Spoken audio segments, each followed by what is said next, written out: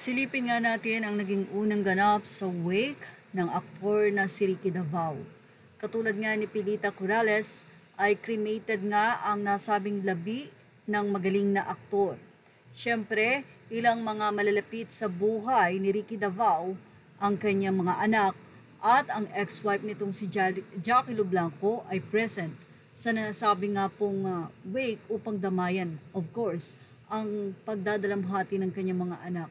Isa rin si Jackie Lu Blanco sa sobrang nalulungkot sa pagpanaw ng kanyang ex-husband. At sa kanyang mensahe ay marami ang naantig dito nang sabihin niyang I love you. Marami siyempre ang nakiramay at nakisimpatya sa pamilya dahil hindi ito ang unang beses na sila ay nagdalamhati. Ilang araw pa lang ang nakakalipas nang mamatay ang kanilang lola at ang nanay ni Jackie Lu Blanco na si Miss Pilita. Kaya naman sobrang sakit pa para sa kanya ang pagkawala ng ama ng kanyang mga anak na si Sir Ricky Davao. Si Ricky Davao ay pumanaw dahil sa sakit na cancer. Ito'y ayon mismo sa anak nito na si Arabella.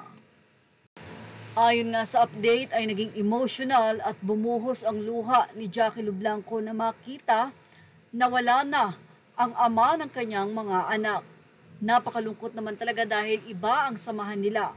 Si Jackie Lu at si Ricky Davao ay may 3 anak, si Kenneth, si Ricky May at si Arabella.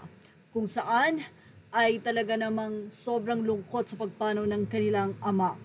Nakiusap din ang mga anak ni Jackie Lu Blanco na sana nga daw ay huwag i-post ang photo ng kanilang ama habang ito ay nasa ospital sa mga kaibigan at showbiz personalities na dumalaw nga doon.